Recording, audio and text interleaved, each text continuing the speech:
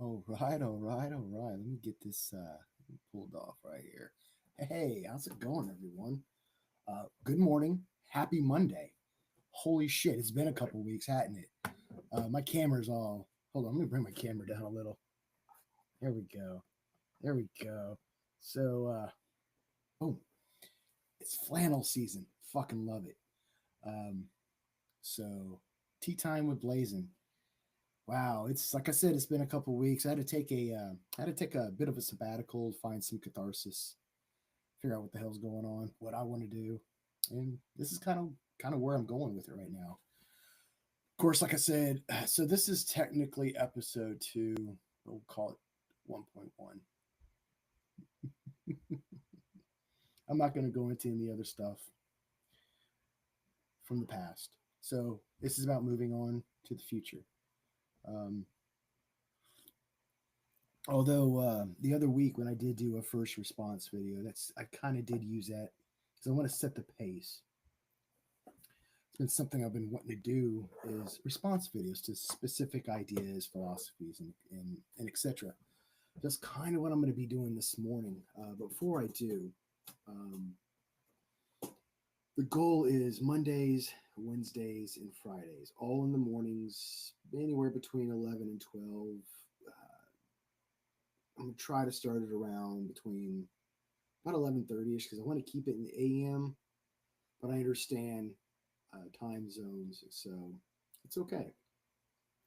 We'll do what we can do. I am using an all new platform. I'm using Riverside. It is. I'm using a paid version, so I upgraded a little bit. Still trying to figure out the bells and whistles. I was able to upload some stuff like that. Not really an intro. Can't upload intros. It's different from StreamYard. They got different packages that do various things, um, depending on what you're going to use the program for. Like they got a live, they got a pro, they have a webinar, and then they have something else. But I went with the live, which is like pro plus a few other bells and whistles. I think that's about as far as I really need to go with it. I'm able to invite guests if I want to. I can have call-ins. Um, More of that down the road. I'm not going to go too much in guests and hosts and co-hosts and stuff at the moment. So, um, next Monday though, I will not be streaming. I have a medical procedure I have to go through. That's going to take me out all day. I'm not sure even if I'll be making up on Tuesday. So most likely next week, I'll pick up on Wednesday and go from there. What am I going to be talking about on Wednesdays? So Mondays are going to be more of a response sort of a video. I'm going to take nothing too long. I don't want to get too crazy in the weeds. I do plan on doing some long version stuff later on to encapsulate some more like deep dive into like bigger philosophies. The one I'm starting with this morning, um, in my opinion, is not a hard one to really grasp or understand or even rebut. I think it's a bit convoluted in its simplicity. That's why I don't prescribe to it, but we'll get to there. Um, Fridays is going to be more of a philosophical day. I'm going to not tear apart. I'm going to go over specific philosophers, a little bit of their history, kind of when they're born, where they're born, what their philosophy is, implications in society, or how it's been implicated in society in various ways. Um, yeah, so basically my goal on my my channel is just to kind of be more informative, less entertaining. Not an entertainer, but I find ideas and stuff so freaking awesome that I just want to explore a lot of them and take you guys on a journey with me. So, but before we move on, if you guys like what I'm going to be doing and you dig it, why don't you guys go ahead and where is all that stuff? See, I'm still getting used to a lot of this. I should be able to say, there we go. So I think that'll pop up. Does it pop up? Oh, I have to hit show. There we go. Like, share, and subscribe. Thank you. Hmm. So, okay, what are we going to be getting into this morning for a response video? The response video I'm going to be getting into, let me find, oh, I forgot the channel's name real quick. Give me 1 second. Remember, guys, this is all going to be off the cuff. Hashtag words are fun. Haha. Fuck that shit. Um, where? I keep watching the same. Okay, so this is from the channel Rational Frontier.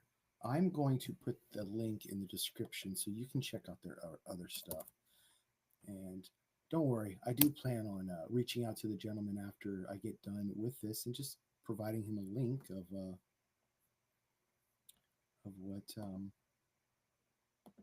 what I've said about his stuff. Because I'm going to be nice about it. I don't plan on getting malicious or nefarious or anything. A lot of philosophical ideas are, I think, I don't think there's a single one that should always be prescribed to absolutely, if that makes sense. I think there's some varying degrees amongst some of them. Like the one I'm going to cover this morning, it's from Ayn Rand, objectivism. It's her specific philosophy, but I'm not tackling her herself. It's this individual, I believe his name is Non. He's from Rational Frontier. Again, let me drop this in the comments. Not the comments, but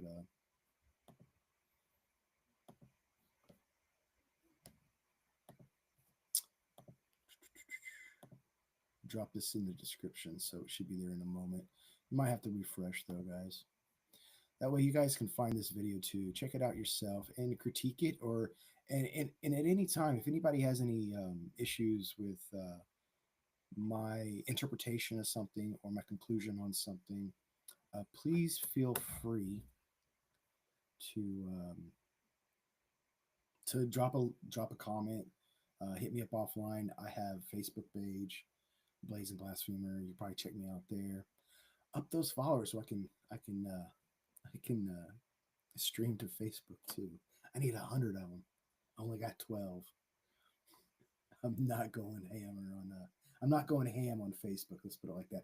But I do post a lot of like bullshit memes. Um, some of my conclusions or positions or sarcastic comments or whatnot. But anyway. Oh, boom. Nope, that's not what I wanted. No, that is not the channel. I don't know what the hell happened there. Well, you know what? I just effed that up.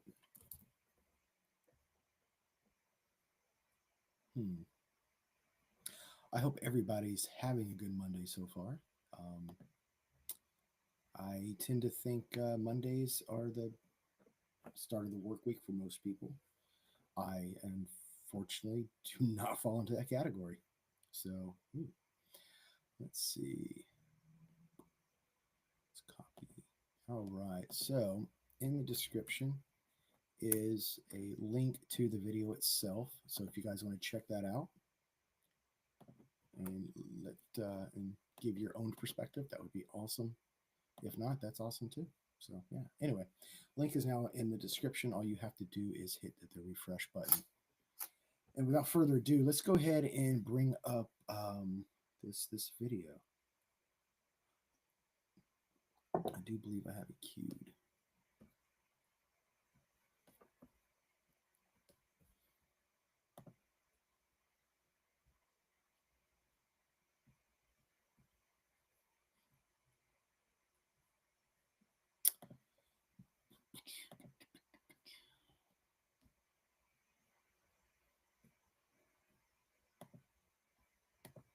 Oh joy. Why can't I oh my. There we go. That's what I'm looking for. Again, I'm still getting used to all the bells and whistles on Riverside. So if you guys haven't checked out Riverside, if you guys are using StreamYard, StreamYard isn't bad. I'm not dogging StreamYard. It's just they were bought out earlier this year by another company. And so in order for them to recoup their expense, they raised the price on subscription services for StreamYard. That's why it went up to $90 halfway through the year. So but without further ado, so this guy is gonna okay. Again, we're gonna be talking about objectivism. We're gonna be talking about laissez-faire capitalism. Again, that's where lazy fairies comes from. If anybody gets upset about that, lazy fairies is just like a slang term for laissez-faire capitalists. That's it. It's just like a little little slight nudge at them. Nothing mean, no. I don't think. I don't think it's mean. I think it's quite endearing. So we're going to be talking things about like Ayn Rand, collectivism. Not collective. Well, I'm coming from the perspective of collectivism, but I'm not going to go too much into my philosophy, as I'm going to more so kind of critique his or Ayn Rand's mostly. We'll be talking things about uh, morals, ethics is going to come up, different types of philosophical categories like um, metaphysics. What's another one he brings up? I know Ayn Rand brings up. Oh shoot, what's it called? It's on the tip of my tongue. Epistemology. There it is. Application of knowledge. So anyway, this is about a 9-minute video, so it's not too long, and this is not going to be a very this morning's probably be less than an hour. Kind of get my feet wet again and stuff. So anyway, without further ado, here we go. So, given you've clicked on this video, you're either a libertarian or an objectivist, or are at least interested in these philosophies. A very legitimate question you'd have in your mind is, what even is the difference between the two? Aren't these both advocates of laissez faire capitalism? To answer this, let me define both of these terms. Libertarian.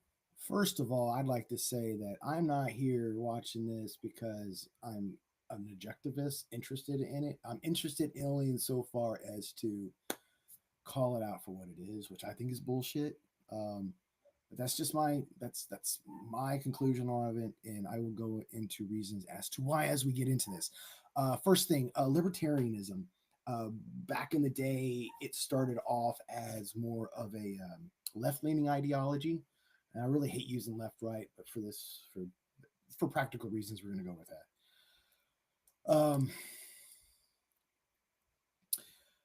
So libertarianism, from what my historical understanding is, in its inception, was more of a socialistic idea. Its contemporary title is called anarcho-syndicalism, which is actually what I prescribe to. However, during I want to say the early 19th century, early 20th century, 19th century, they started to libertarianism started to kind of like converge more as a adoption of capitalism instead of syndicates. So, and I've always found the title anarcho-capitalism as a as an oxymoron itself, a contradiction within its title, because anarchy is the idea of no hierarchical structures. Um, Everybody's equal, yada yada yada. There's no patriarch, there's no matriarch, there's no government. Everything's on a syndicalist, sort of like a full democratic sort of foundation. I know it sounds utopian, but it's not. It's not utopian. I think this right wing leaning libertarianism, I think is more sounds more utopia. I think it ignores a lot of reality, and that's the thing about objectivism. But we'll get into that. Let me go ahead and we'll continue. Libertarianism, as I'm using it, and as I'd argue, the only legitimate use of the term, is a legal philosophy based upon non aggression. What does this mean? And why is it the only correct definition of the term, as I am saying that it is? Let me explain. Historically and culturally, a libertarian has been someone who cares about individual liberty as they understood it. I agree with that so far. I agree with that. It began in France as an interchangeable term to the French anarchists, before being adopted in the mid 20th. Okay, so he skipped a whole bunch right there. First of all, he starts off by saying the only correct definition of libertarianism is what his modern definition is, which I find totally absurd, especially with the etymology of the word itself. Like it's had numerous definitions, and some of those definitions are still in use today. Again, this is originally a French philosophy, and even within the borders of the United States, what's considered a conservative or what's considered a liberal, what's considered a democratic socialist or social democrat, eh, they're all like the United States sort of has their own box for those. But if you go outside, like over in Europe, French and Germany and all that, or France and Germany, like those titles start to get loose, fast and loose. Just there's a lot of overlap. Like there is some stuff within objectivism that I agree with. My biggest heartburn with objectivism is the incorporation of laissez-faire capitalism at all. Again, because I think it's contradicting to the overall idea of libertarianism. So Century by liberals who wanted to defend classical liberalism from increasing state involvement in economies after World War II. so when it comes to objectivism, he'll probably explain it, but I kind of want to. I'm chomping at the bit at it. It's the idea that it's very limited on government interaction. The government's only there to protect individual rights and property rights, and that's it. That is it. Um, Me, on the other hand, I'm totally for no government, like at all, none, zero. But again, that's my personal philosophy. We're not talking about that today.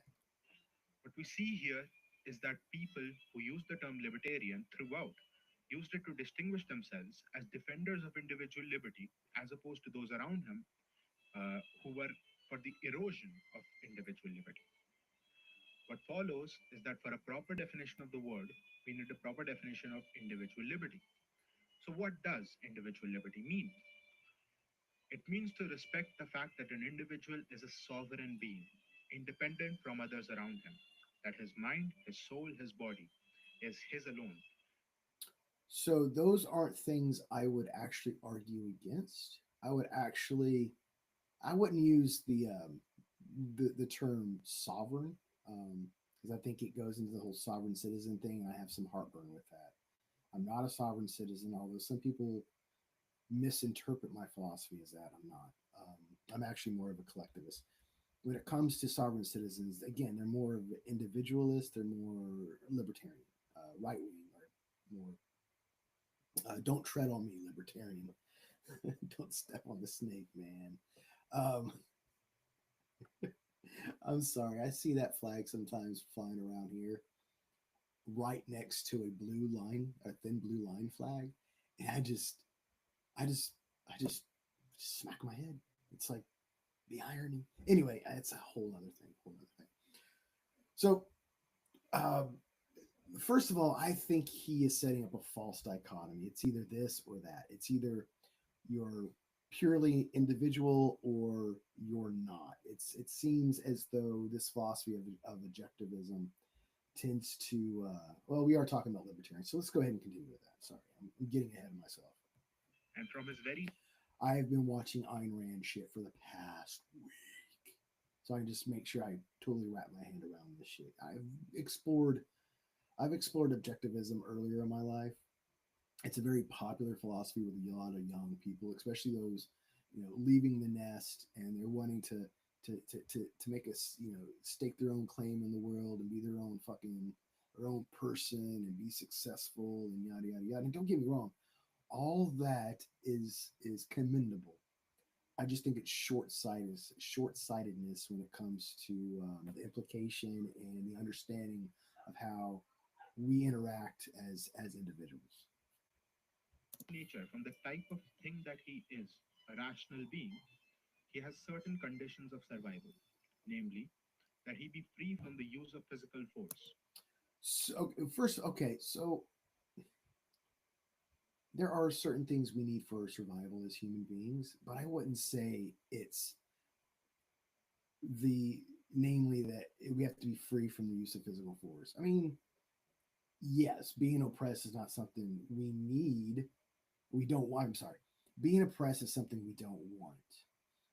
Um, However, not being oppressed isn't it isn't exactly therefore a necessity for survival. Um, there were plenty.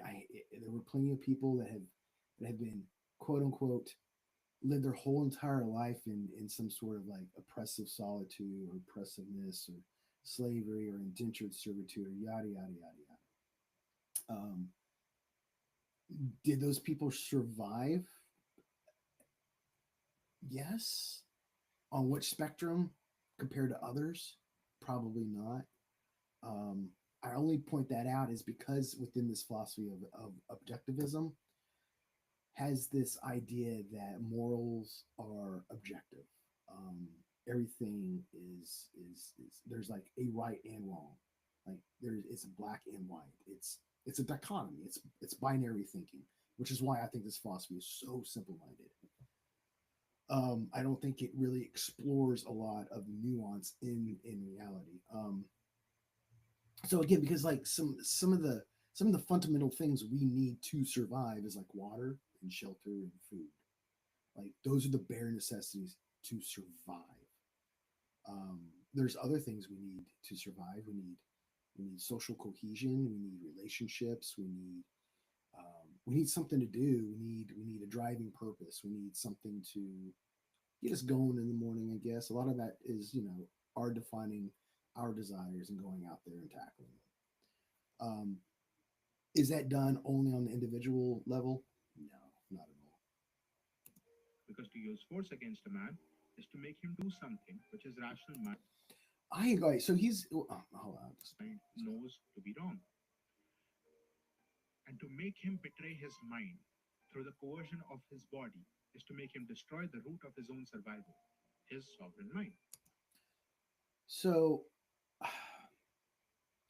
should we initiate force against people to get them to to bend to our will? No, absolutely not. That would be using people as a means. However, there are times where physical force, I think, is noble. Um, Physical force, like I understand he's only talking about it through like an aggressive way. Um, we are free to make our own because freedom of will, free will is a huge thing within objectivism too. Again, not something I prescribe to, but it seems like there are moments where I would use physical force on someone to get them to do something I feel they should do. Um, for instance, somebody's about to step out in traffic in front of a bus. I would physically force them back onto the curb to ensure they're not meet some untimely demise. Is that physical force and coercion? Absolutely. Is this the type he's talking about? No, it's not.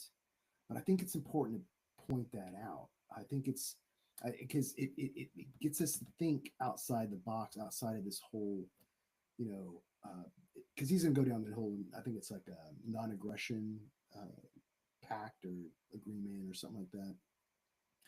I'm not saying we should go around punch people in the face, but there's times where even as a parent, like we use physical force with our children.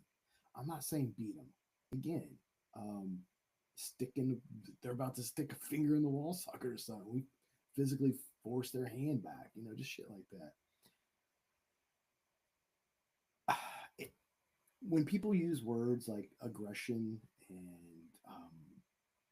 force and physical and all that, it seems to me like there's some people right here is like this inherent value of negativity or malintent or etc. Aggression doesn't necessarily mean bad.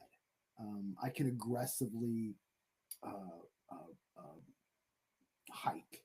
I'm I'm going speed hiking. I'm aggressively going through the trail.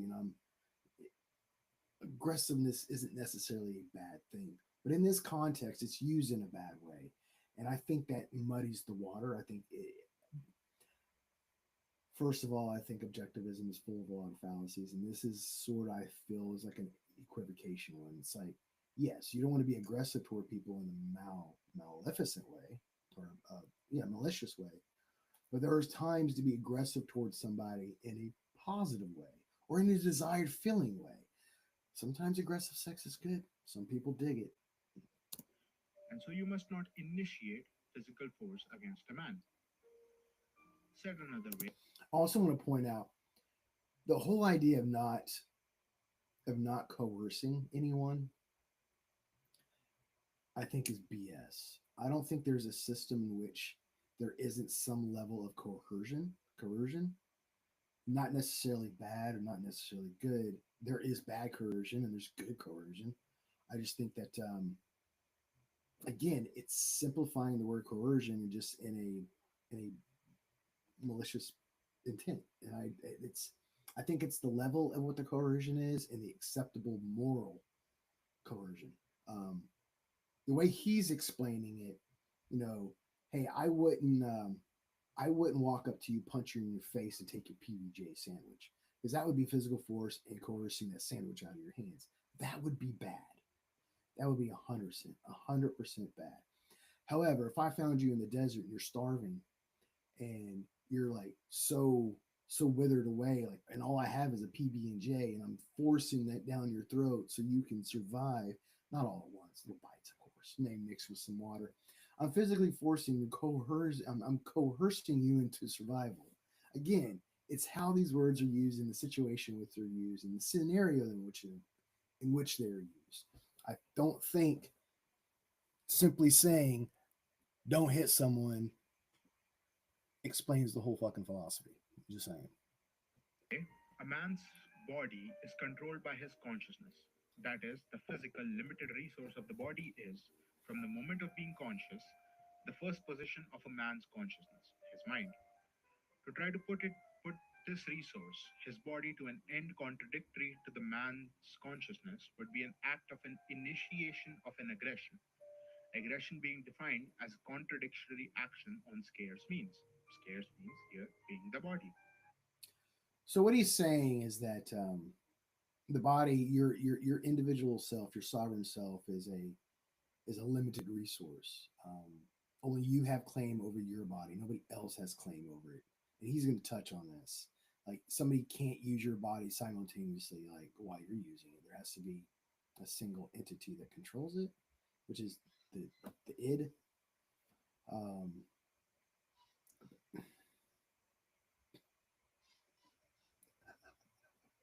I'm sorry, we got a new puppy in the house, and I'm hearing the squeaky noises. Anyway, I like puppy time. I'm missing out on puppy time, but it can be a little distracting as well. But I'm gonna let him play. I'm gonna let him play.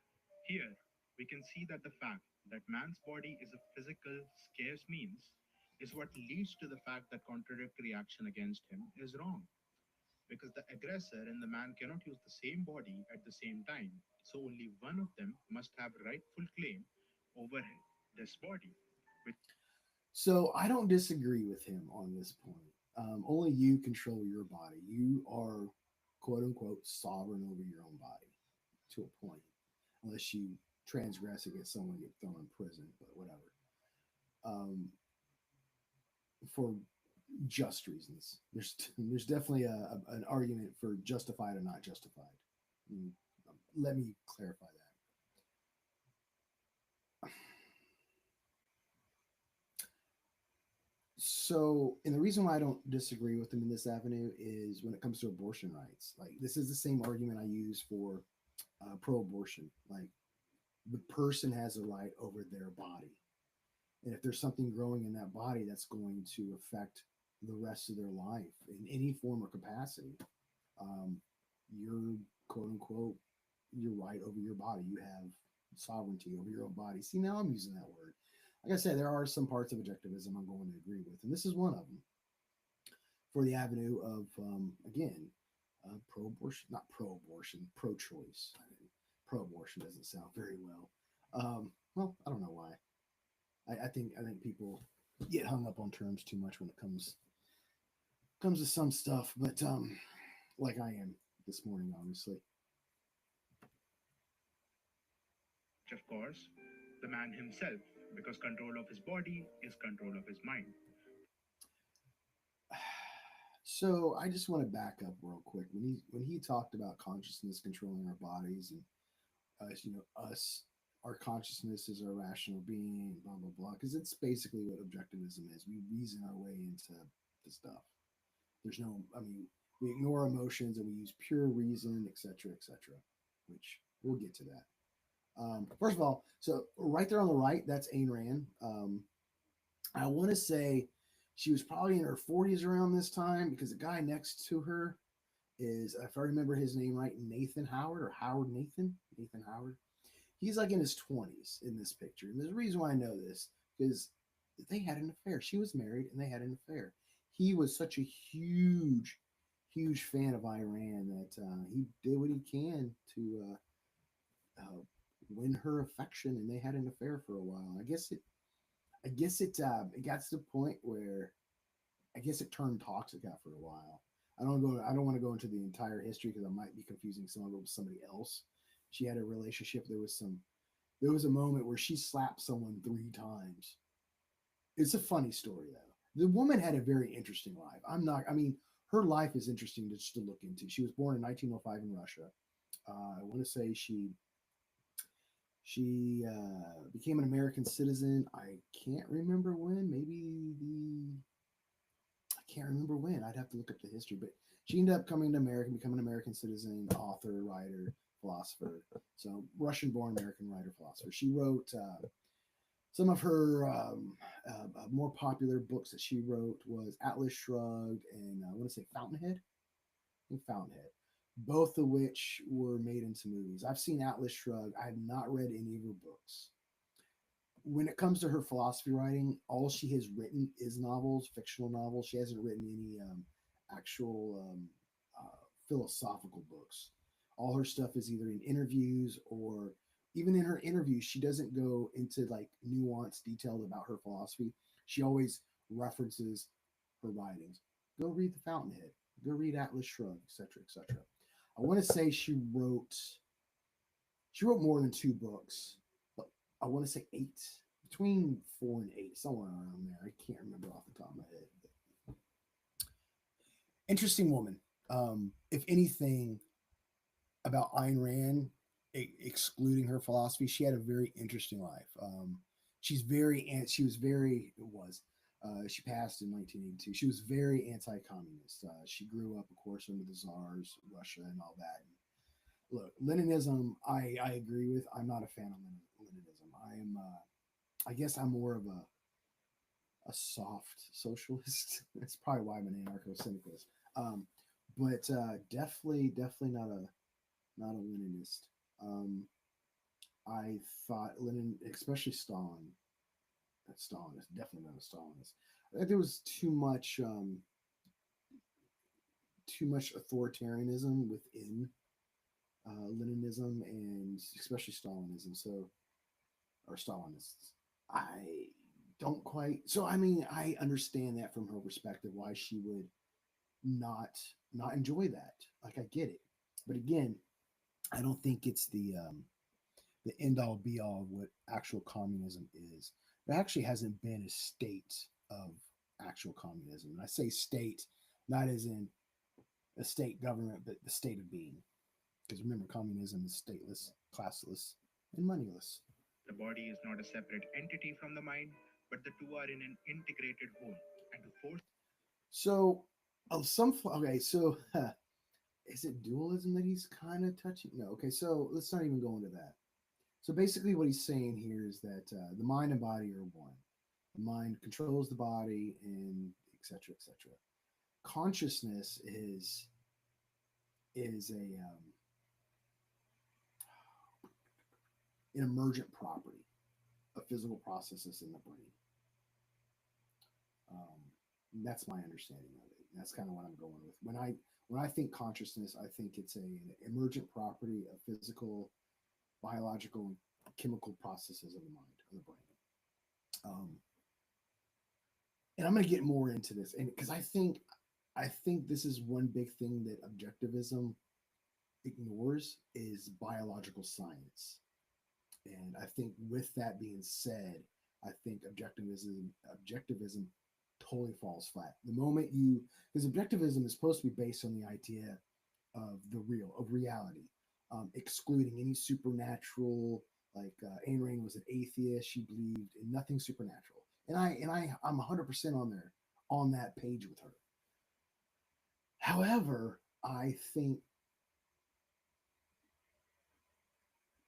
objectivism is so short-sighted that it only focuses on what the mind can think of in reason, that it excludes the or ignores the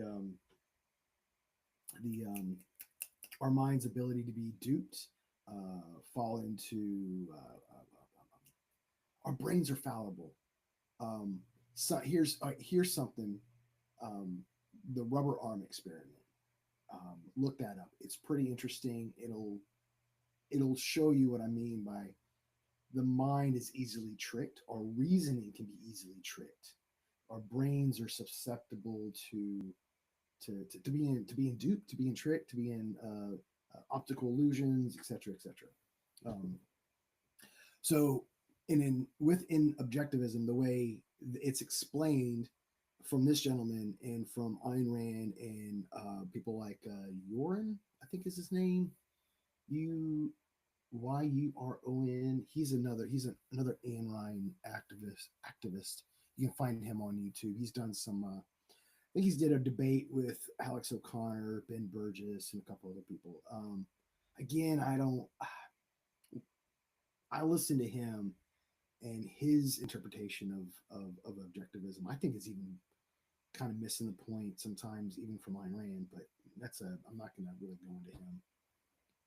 Someone's mind can only be done by forcing someone's body. Thus, the initiation of aggression on a man is always wrong. This principle is the true meaning of individual liberty, as we have proven. Note, in the objectivist tradition, this is called the non-initiation of force. In the anarcho-capitalist tradition, it is called the non-aggression principle. Principle. That's But what as I've non-aggression shown above, principle.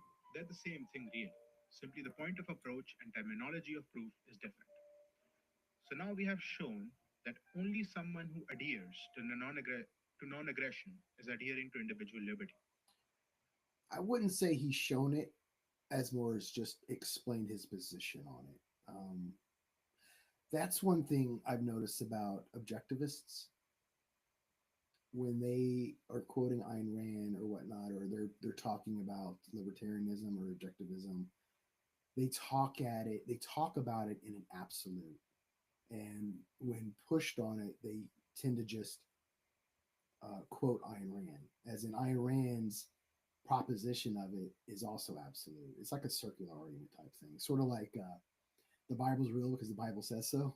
It's type situation.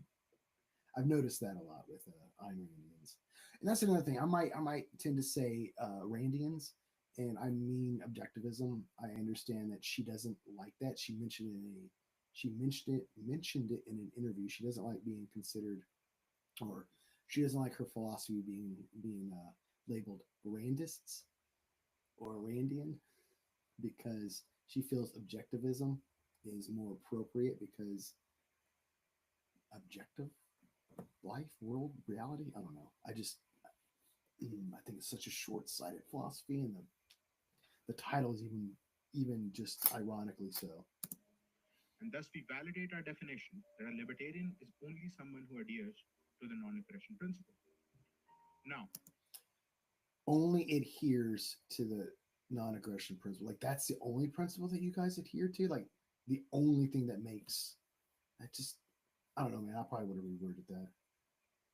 Now, why is objectivism necessary to be a part of libertarianism? Libertarian what? Man, I got my bubble fucking over words. Whatever, we'll get there. why is objectivism necessary to be a libertarian then, in this matter of the word? Well, the nature of man as a rational being, of his mind as being the root of his survival. Those are concepts coming from objectivism and only make sense on an objectivist view of metaphysics and epistemology. Libertarianism cannot stand in a vacuum by itself. Someone can Libertarianism can't exist in a vacuum by itself. Isn't the whole point of libertarianism is individual sovereignty, as that you do exist within your, like, you do exist sort of by yourself, not like exist by yourself, like independent from other people.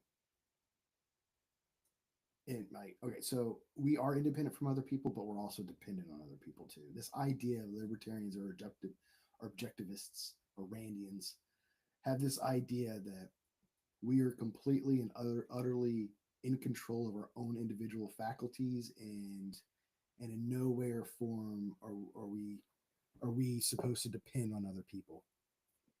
I find I find this part of libertarianism, or I'm sorry, objectivism, very, again, short-sighted. I think on a level we are individuals. We do have our own personal traits, our personal desires, our personal subjective attractions, and what we find to make us happy and sad, and different triggering or triggers and different stressors and different you know what, that's another thing. I'm trying to use stressor more instead of the word trigger.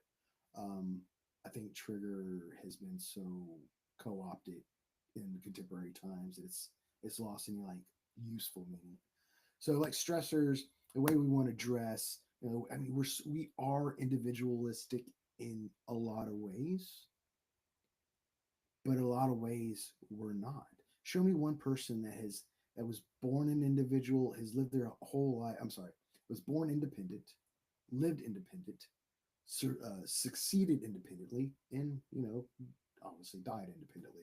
It doesn't happen. From the moment we start existing, we are dependent on other people for some form or fashion, for survival, for food, for clothing, for shelter. I mean, we start off as infants, itty bitty things. Um, After that, the knowledge that we obtain, we gain from the immediate people around us, our parents or siblings, other family members. As we go on, there's other people introduced to our lives, usually friends of families, distant relatives. As we get older, we start going to school, we start meeting strangers. And this whole entire time, while we're interacting with people, one, we are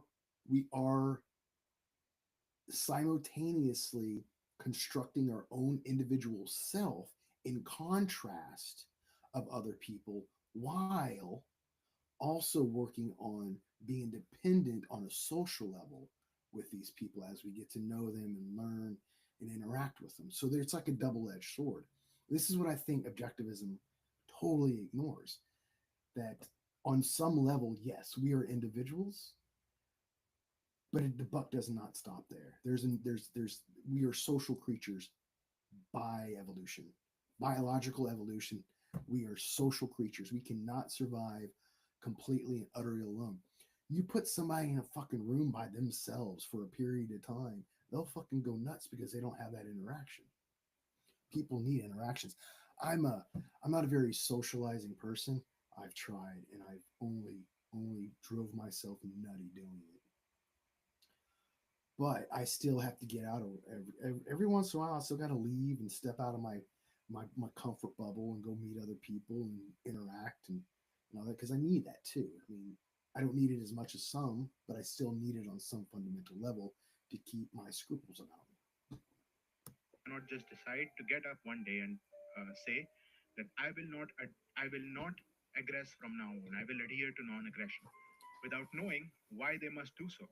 And in knowing why they must do so, they must know, at least in simple terms, this objectivist view. For example, take the case of a white supremacist. Can such a man be a libertarian? On first glance, people might say, sure, why not, as long as he doesn't aggress.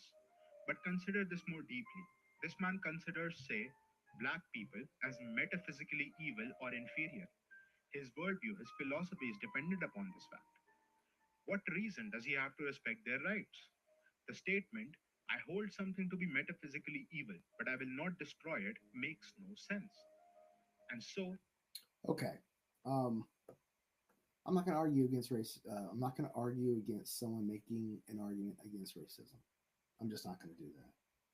I'm not going to do it. Um, I respect. I do. That is one thing I do respect about libertarianism is libertarians usually fall into, like, again, the right wing spectrum of American politics. Again, politics really isn't left and right; it's different. But actually, I think it's more of a Venn diagram, or more of like a, definitely not a fucking line. But yeah, racism is bad, so I'm not going to argue against that point. Like, I'm not. Like, any philosophy that has an idea that racism bad and it's not acceptable within their philosophy, I'm gonna respect it. I respect that aspect of it. So kudos. Fuck yeah. this man will either have to, in the long run, abandon his libertarianism or his white supremacy. Basically, what he's saying is white supremacy doesn't fit in with libertarianism. So at the end of the day, you got to make your fucking choice. You're a racist or you're not. Hey, not gonna argue against it. Fucking high five, buddy. Note that this does not mean that there cannot be non objectivist libertarians, but such people are either 1. Implicitly holding these objectivist concepts without properly knowing it, and are unaware of clashes between these concepts and other contradictory concepts they might hold. At this point, I feel if I critique any of that, I'm just gonna be falling for the true Scotsman fallacy bullshit. Look, like, I understand what he means. Have I met racists that call themselves libertarians? Absolutely, I do. I have. Do I agree with them? No. This individual is not. Kudos. But again, if somebody calls themselves a libertarian and they're racist, I mean, you can't sit there and say, "Oh, you're not a real libertarian." Mm, I guess fundamentally, maybe not. But if they want to label themselves that way, who are we to tell them not to? Right? What are we going to force them not to? I'm just saying, we're not. A lot of good Christian libertarians who come from an Aquanesian background come to mind. Or they think they are libertarian, but they're really just not. As they use the word like, and they like the vibes of liberty, but they like the aesthetics of liberty, but they don't adhere to non-aggression. I agree with that. I think there's some truth in that. Again, I'm not going to go in. Oh, they're not a real libertarian. Just like Christianity has multiple fucking flavors, socialism has multiple flavors. Again, I'm not going to sit here and say somebody's not a real libertarian because they're a white supremacist. In my mind, understanding what philosophy is, or different types of philosophies, at the end of the day, I can honestly say that they're not, but I'm not going to their face, "Oh, you're not a real libertarian." One, all that's going to do is distract from any sort of fruitful conversation. So, People like Dave Smith and the Neoprags are prime examples. neoprags. That is a term I have not heard before until I watched this video, and I have not looked it up yet. Neopragmatism. Okay, that's what I was thinking. Okay, neo. Do you say neoprag or neoprog? Hmm. You know what? I'll have to do a little bit more research on what a neoprag or neoprog is. So, with that being said, But in strict philosophical terms, libertarianism without these prior objectivist terms is an arbitrary assertion and cannot stand. This is why you see so many flawed libertarians. When defending liberty gets tough, when they have to face public opinion which is against liberty, they cannot fall back on a strong, rational base, and they end up compromising and losing ground to tyrants. so a part of Randian philosophy is, if I remember right, she relies a bit on Nietzsche, Friedrich Nietzsche. I do too. However, Nietzsche understood that morality was not objective. He was not an objectivist. And even though he had what he I think he described duties or virtues, I guess you can call them. Even he understood that striving for your virtues or the best morality, the good, you're gonna falter. You're gonna fail at times. We're human. We're not perfect.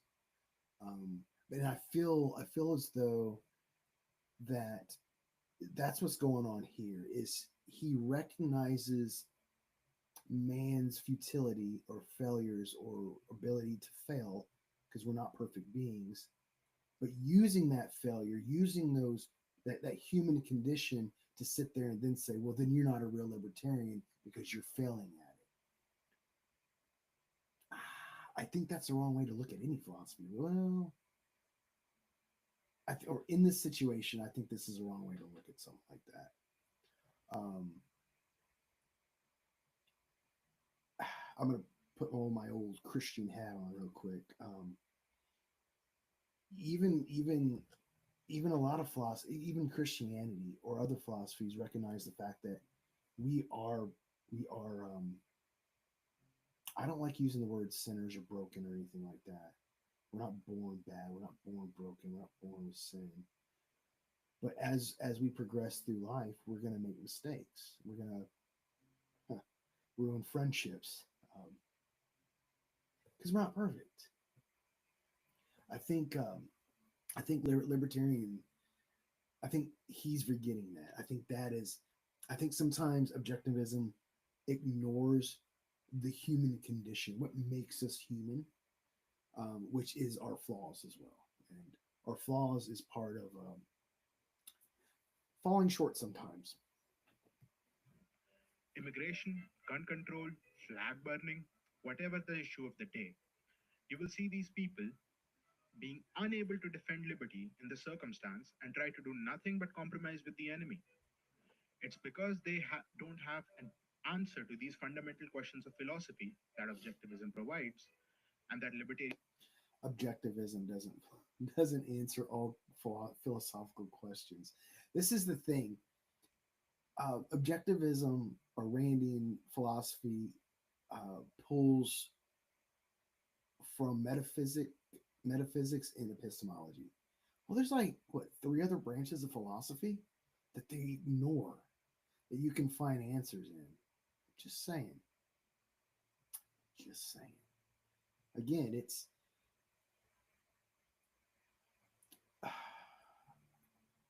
I'll get into it a little bit. Hold on, let's listen to some more. We're almost out of here, guys. I want everybody to I want to say thank you for everybody being patient with me.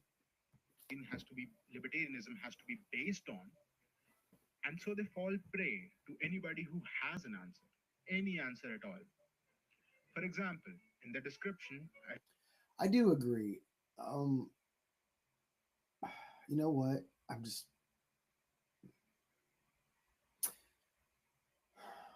finding the answers in the world is not easy.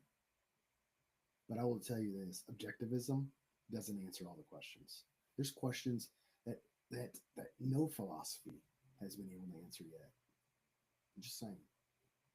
I've linked a debate between Dave Smith and Andrew Wilson, in which Dave tries to defend libertarianism but accepts one simple statement by Andrew, that rights are social constructions, and this dooms the entire project. See, if rights are simply a matter of social preference or agreement, then what's the issue with, say, a genocide? The society has determined that the genocided group doesn't have rights, so killing them is completely legitimate. No, killing people isn't morally legitimate. Not my moral code. My moral code says don't commit genocide. However, he's wrong. Whites are socially constructed.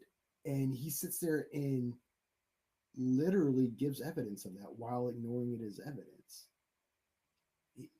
Objectivists feel as though, or think as though, um, morals are objective, and so therefore, if you're not following an objective moral, you're just an immoral person, or you're not a moral person, or your philosophy is immoral or whatnot. There's the reason why we have so many different nations with so many different laws is because rights are socially constructed. Um, we in this country alone has literally have seen that evidentiary in the progress from 1976 up until now. At one time, socially constructed was that slavery was moral. It was moral to take rights away from slaves. And then over time, after wars and et cetera and et cetera, um, you got rid of it because you know, as a society, we changed, we progressed, we looked at that and like, nope, we were wrong. That isn't moral. So we socially constructed a new moral right to not have slavery. What was that, the 14th Amendment, 22nd Amendment? I can't remember which one was for slavery. I don't have them all memorized. I'd have to look them up. But my point being is, yes, rights are socially constructed. Like no holds bar. You look through human history, all our rights ever granted to us has always been socially constructed. There hasn't been a single time where everything has been consistent, for many various reasons. So I don't understand how somebody can look at objectivism and go, "Yep, that's set in stone. Morals are objective, not socially constructed," which is totally fucking wrong. We're right now we're going through right now in America. There's this dichotomy where one group of people is saying, "Hey, feeding starving children is the morally right thing to do. It's the it's the moral thing to do." Then you have another segregation of people, or another group of people that's saying, "No, those children need to starve because their parents need to get a job and they need to get off their lazy ass or whatever the excuse is." So at no point in time in human existence has there ever been objective morality. There's never been objective rights. They're all rights have always been socially constructed. Usually, and this is where I like to bring in Nietzsche. Usually, it comes down to noble or slave mentality. What what what side of the coin are you on? The oppressed or the oppressor? So, but yeah, social rights are obviously socially constructed. Just you can't sit there and ignore anthropology and just human history in general and go, "Yep, morals are objective." Just can't do that. I don't see how anybody can actually do that and pat themselves on the back for it. I just I can't wrap my head around it. This was the defense given by the German government in the Nuremberg trials. That according to the German law, the Jewish people did not have rights, and See, right there, he contradicts himself. The negation of a right is also the upholding of other people's rights. I mean, you sit there and sit there. He literally sits there and says that the laws were this because they socially constructed those laws that gave people rights or not rights. Again, they're socially constructed. What is those? What's one thing a society can do to change moral rights or change right? Revolt, reformation, um, moving to going somewhere else, abandoning your current situation, moving somewhere where you have more rights.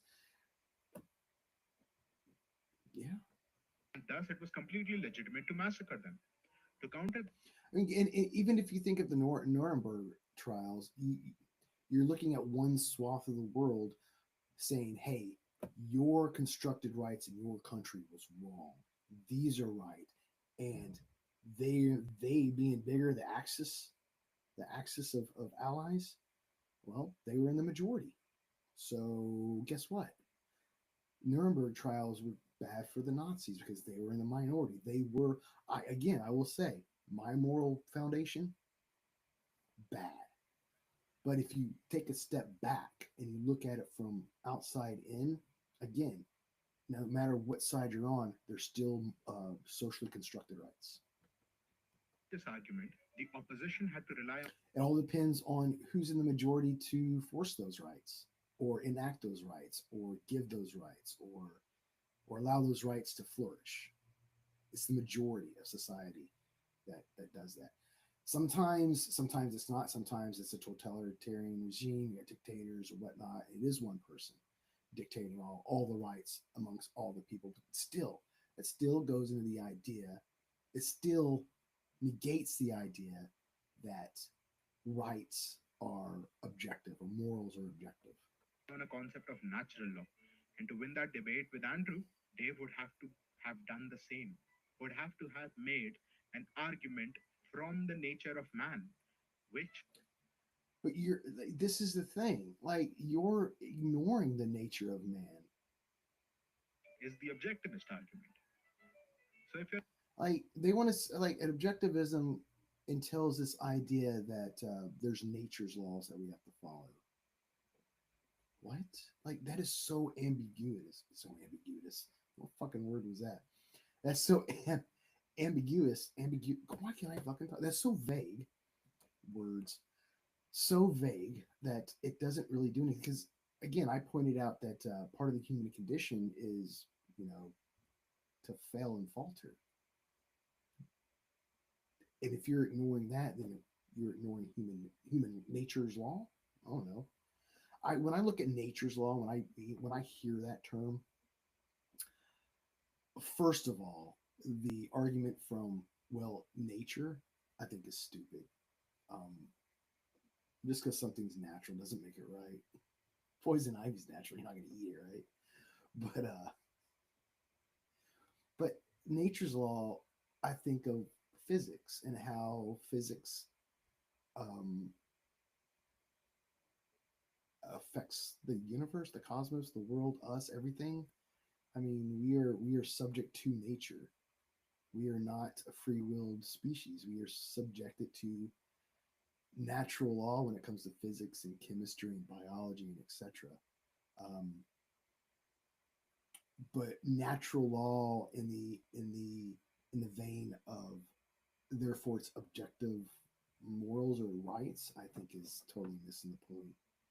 I honestly don't even understand how nature's law is even intertwined at this moment. Like it sounds contradicting to the idea of objectivism.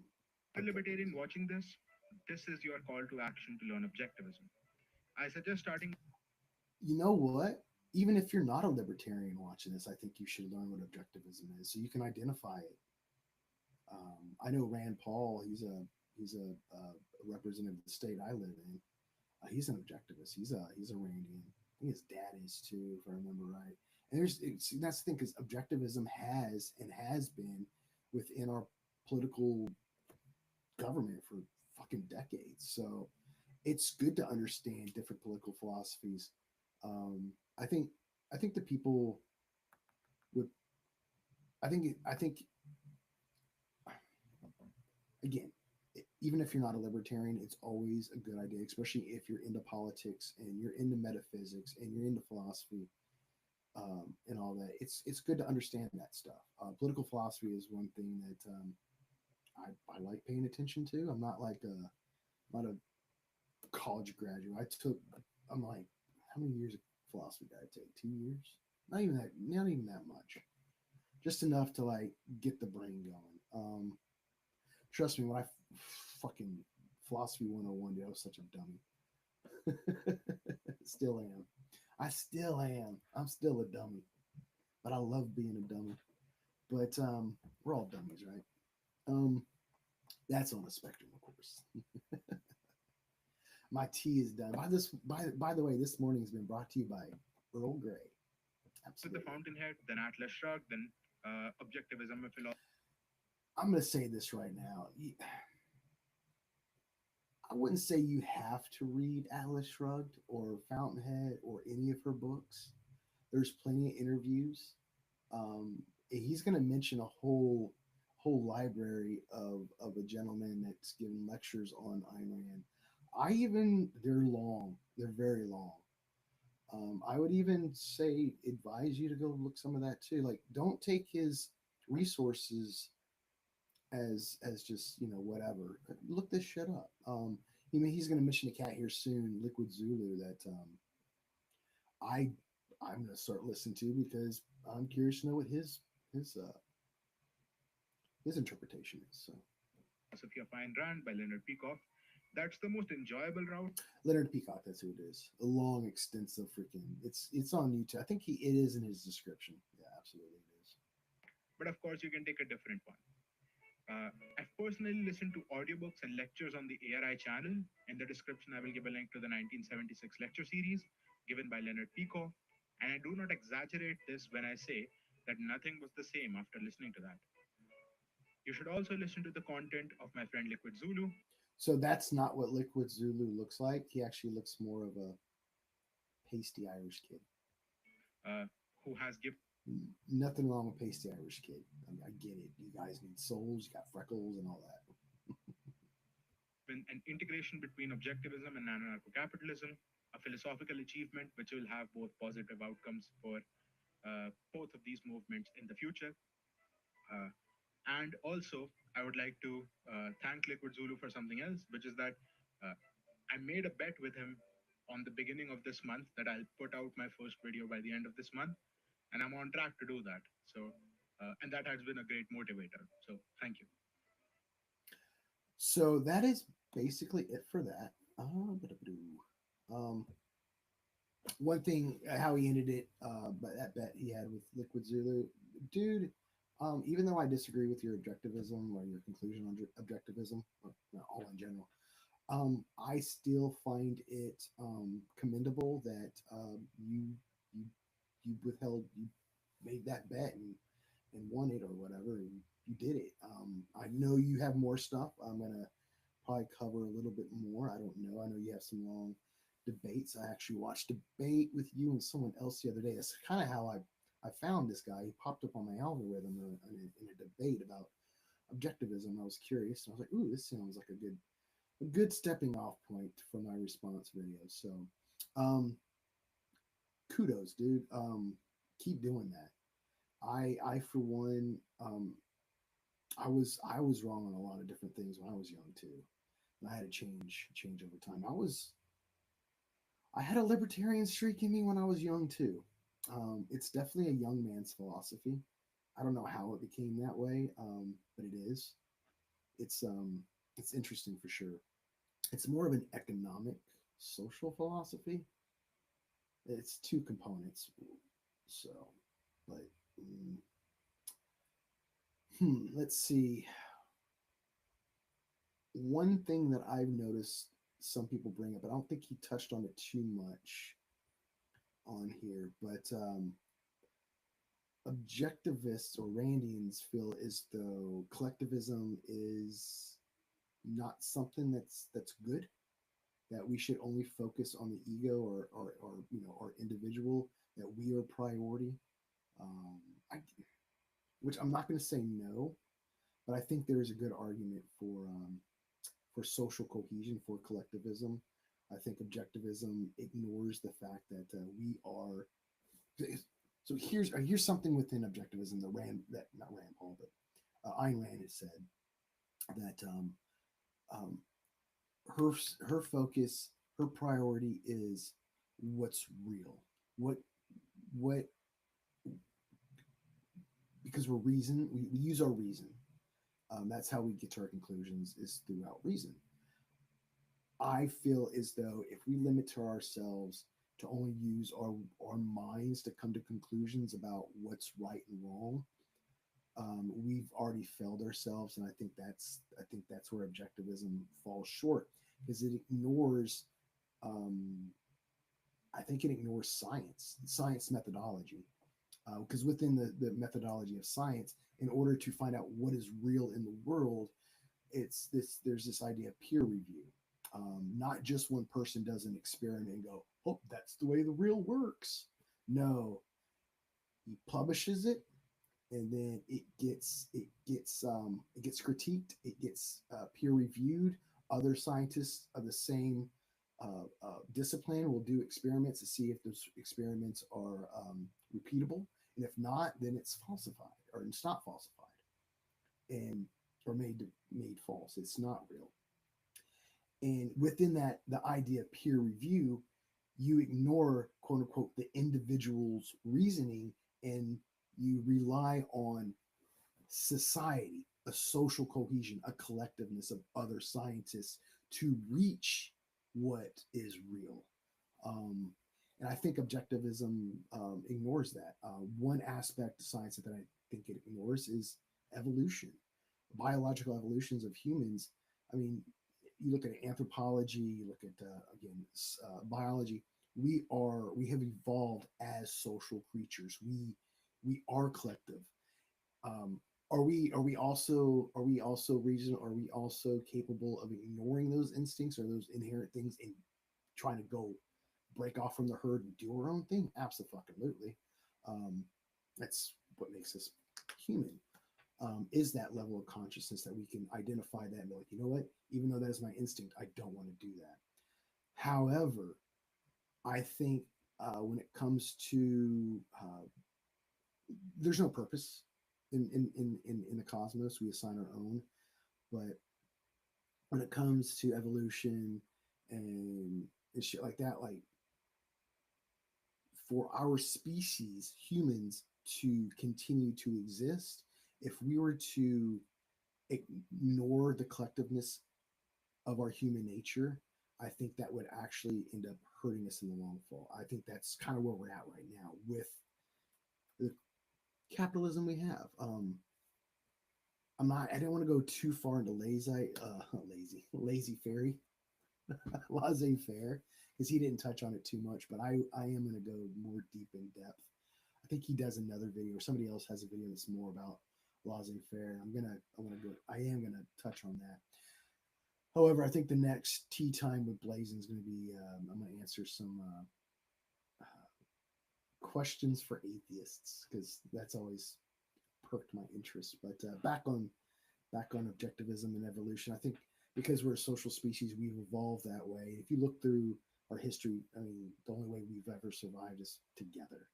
That's why tribalism is a thing. That's why tribes and countries and institutions and groups and like it has always existed. We always come together to get shit done. Um, so I really wish he would have went more into laissez-faire capitalism with this one. But he spent mostly just on objectivism. Anyway, I'm not saying I don't agree. Okay, I'm not saying objectivism is wrong. I'm saying I don't agree with it. I think it's wrong. Oh, okay. I guess I'm going to say it's wrong. I think it's short-sighted. I think I think I think Randian philosophy ignores a lot of new information. Um, I think it's ignored information that was even around its times. I want to say she started writing those books in the 40s. So this is a pretty old philosophy. Old. It's not old. Actually, the idea of libertarian or individual liberty has been around since 1600s, 1500s, just under different names. Um, but yeah, it's kind of where I'm going to end it right now. I was really hoping he was going to go in more into laissez-faire capitalism. However, again, we'll talk about that another time. I'm just going to end this. I want to have. Let's see. It won't be here next Wednesday or next Monday. So Wednesday, I'll see you guys. I'm gonna have some current events to talk about. That's what I'm gonna do on Wednesdays. Wednesdays gonna be more like current events things. I'm not gonna dive too much into politics. I got to give myself a break. So it's gonna be more of like science discovery, and might be a little bit of politics in there, maybe just for like current event sense. You know what? I have my phone's on the charger. I already have some articles. There, for instance, there is one where they've restored hearing in some humans. There's one where it's they found human DNA on some asteroid or some shit like that. Just shit like that. Some kind of like current events that spark my interest. I'm just going to share and talk about, share articles with, and etc. So then Fridays, I'm going to do more of a deep dive on philosophers. All my stuff's going to be in the mornings, early afternoons. I'm not going to do anything at night. My evenings are going to be my evenings. So, and I'm not going to do anything on Saturdays and Sundays. As for Thursdays and Tuesdays, I don't have anything planned for those. I'm hoping to hopefully one day use one of those days for more debate guests. But until then, you guys have a great day. I will see y'all on Wednesday. And where's the stop button on this thing? Again, Riverside, check it out. They got a free version that's pretty decent. That's what I used the other week. So, yeah. Other than that, have a good day and good morning.